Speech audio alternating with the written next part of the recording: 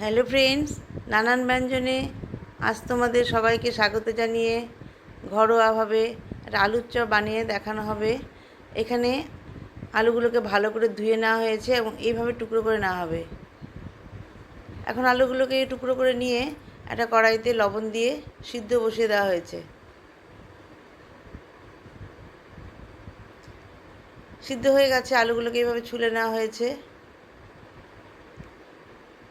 এগুলোকে পরে মেখে নেওয়া হবে। আর এখানে নিয়ে নেওয়া হয়েছে বাদাম। এগুলোকে শুকনো খোলায় ভেজে নেওয়া হয়েছে। আর লঙ্কা কুচি, পেঁয়াজ কুচি, আর ধনেপাতা।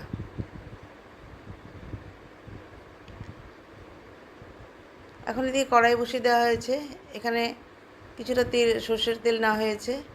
নিয়ে এখন এগুলোর মধ্যে আদা কুচি দিয়ে দিচ্ছে। এটা আমার সম্পূর্ণভাবে আমার হাজব্যান্ড বানাবে। ফাস্টফুডগুলো সেই বানায়। আর এখানে লঙ্কার কুচি দিয়ে দেওয়া হয়েছে। আর এখন পেঁয়াজ কুচি দিয়ে দিচ্ছে।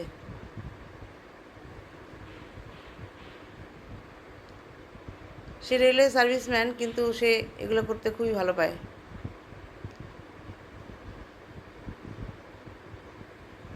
খুব শখ তার এগুলো বানানোর।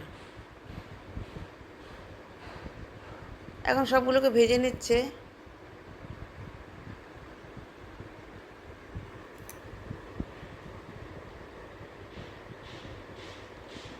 এখন এর মধ্যে একটু লবণ দিয়ে দেওয়া হলো। আর একটু হলুদের গুঁড়া দিয়ে দেওয়া হবে।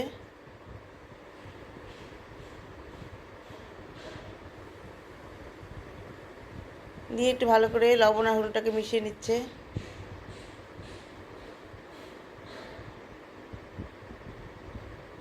এখন এগুলো একটু মজার জন্য ঢেকে দিল। এদিকে আলু সেদ্ধগুলোকে মেখে নিয়েছে। আর এদিকে বাদামগুলোকে নেওয়া হয়েছে। এখন পেঁয়াজগুলোকে ভালো করে ভাজা ভাজা করে নিয়ে এর মধ্যে এখন জিরে গুঁড়ো আর ধনে গুঁড়ো দিয়ে দিচ্ছে।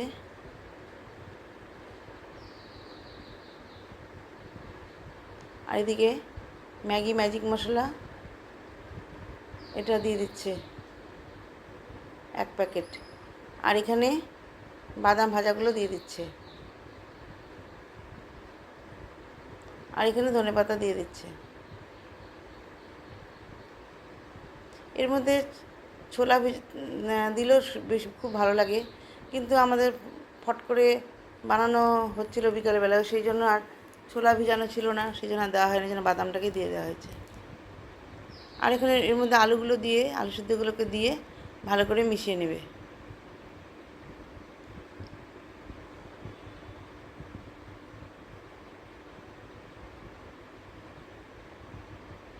এইভাবে ভালো করে মিশিয়ে নিচ্ছে মশলার সাথে।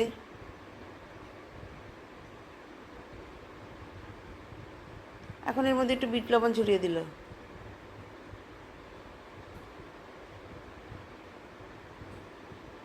আর এখন আমি এর মধ্যে একটু হিং দিয়ে দিচ্ছি।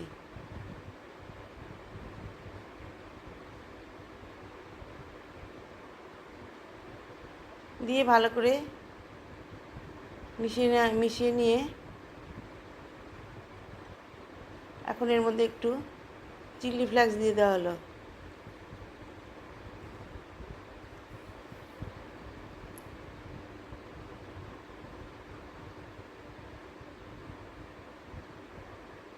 দিয়ে ভালো করে মিশিয়ে নিচ্ছে।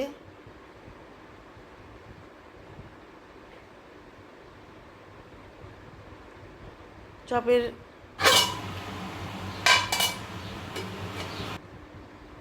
মশলাটা প্রায় তৈরি হয়ে গেল। আর এখানে রাস্টিক বিস্কুট নেওয়া হয়েছে। আর এগুলোকে গুঁড়ো করে নেওয়া হবে। এইভাবে পরে আলুগুলোকে মাখানো আলুগুলোকে এইভাবে মুঠা বানিয়ে রেখেছে। আর এখানে 3টা ডিম নেওয়া হয়েছে। এখন 2টো ডিম ফাটাবে, যদি লাগে তবে দেবে।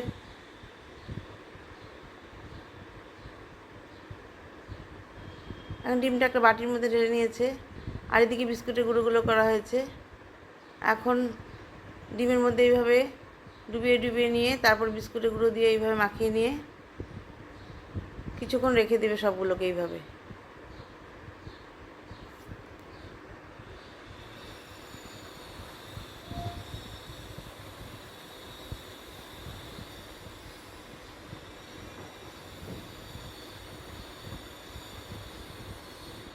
এইভাবে মাখিয়ে মাখিয়ে সব রাখছে।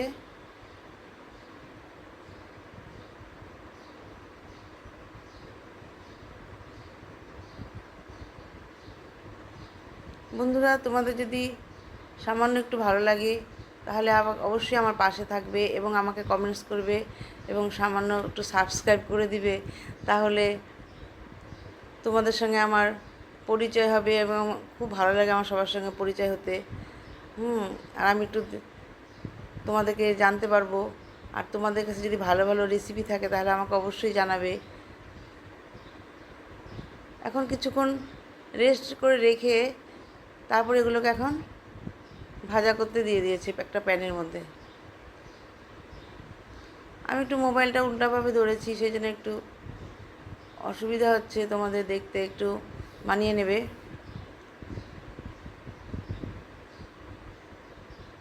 এইভাবে সব চপগুলোকে ভেজে নেবে।